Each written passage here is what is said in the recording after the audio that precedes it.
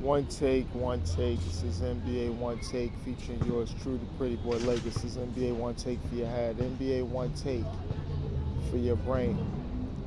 Coming to you live, Brooklyn, New York. It's NBA One Take, March 22nd, 2022. It's 3 games to me on the docket. It's just 3 games to me on the docket. The first game is NBA on ESPN game as the Miami Heat taking on the Boston Celtics in a classic matchup, a rematch of last year's Eastern Conference Finals, as both teams looking to go back. And it was a real good game, and you see Jason Tatum and Jaylen Brown, 28 and 29 respectively. And they really put their imprint on this game and got the good win. And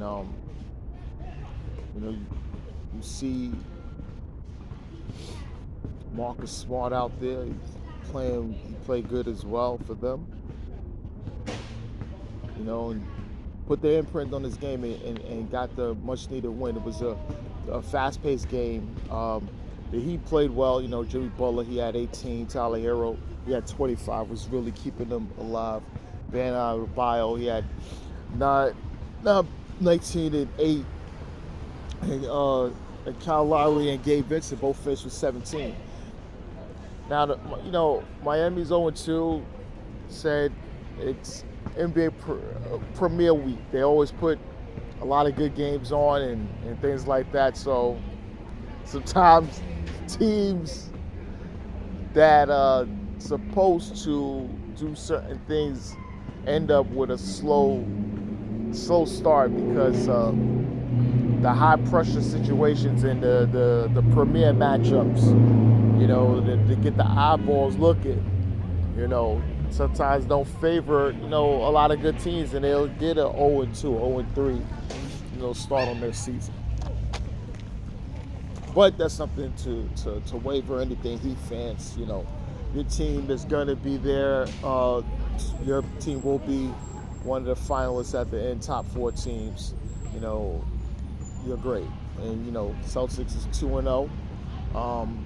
They're just rolling right now. Celtics is rolling. Jason Tatum is looking great. Jaylen Brown looking good. Joe Mazzulla, he's doing a good job with the team. So the Celtics, they getting this win here. I don't know. The culture still looks what it is. The culture still looks like what it is. So,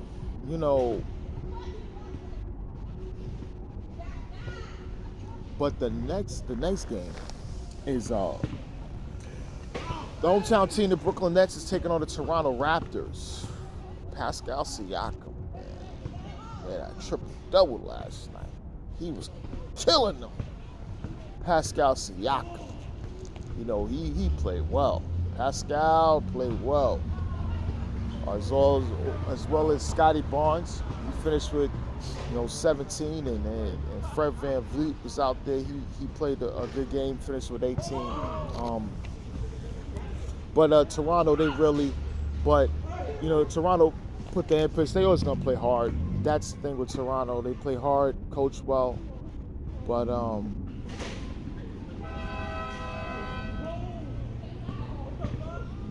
Kyrie Irving, that's my man.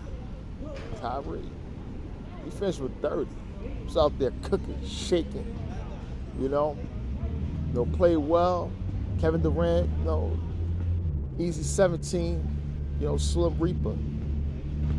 Nick Claxton, that was a bright spot there. He finished with 19 and 10. And I was like, oh, okay. This boy he out there looking good, man. Nick Claxton, he was playing well, played some good defense, was really out there scoring. It was a play that, he did and kind of shocked everybody, but But he played well. He played well. You know, it's good to see Joe Harris back.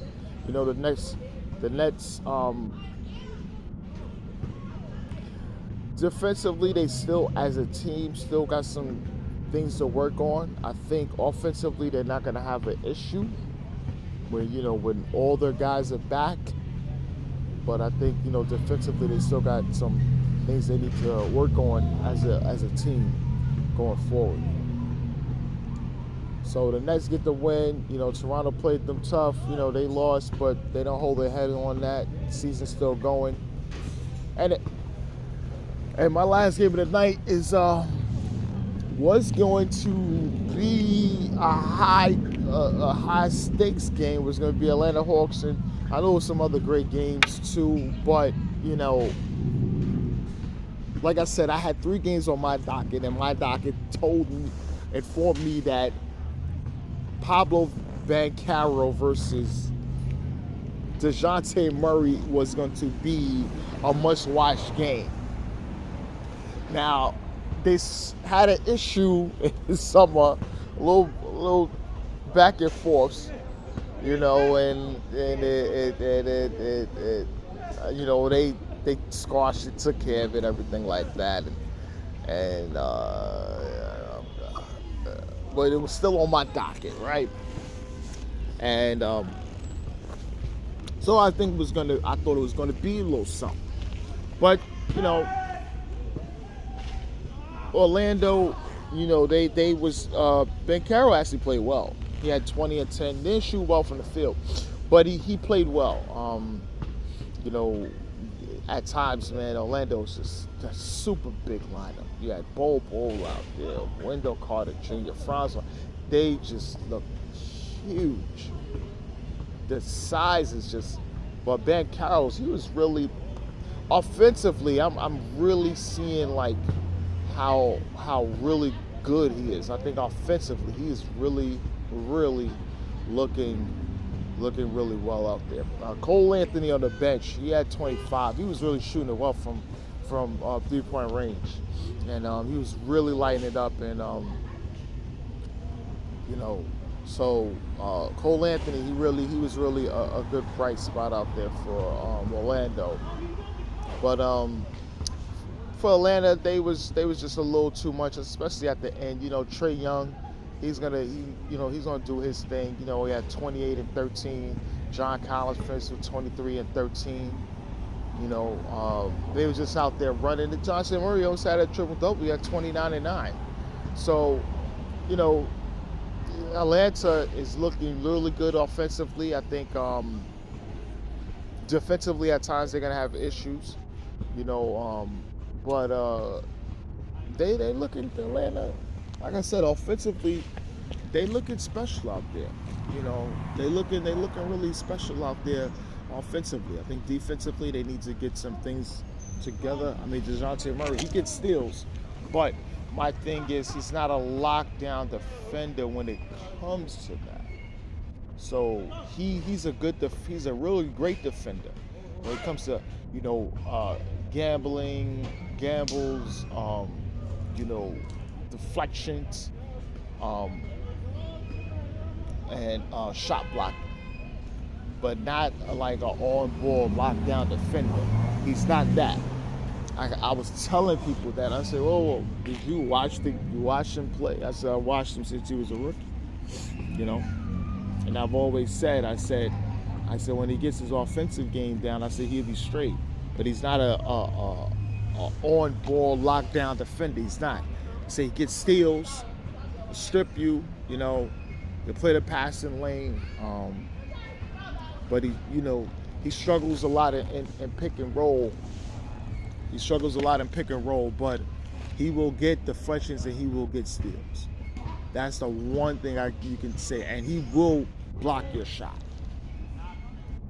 So, but this is NBA Onetake. This is Pretty Boy Laker, and I'm out.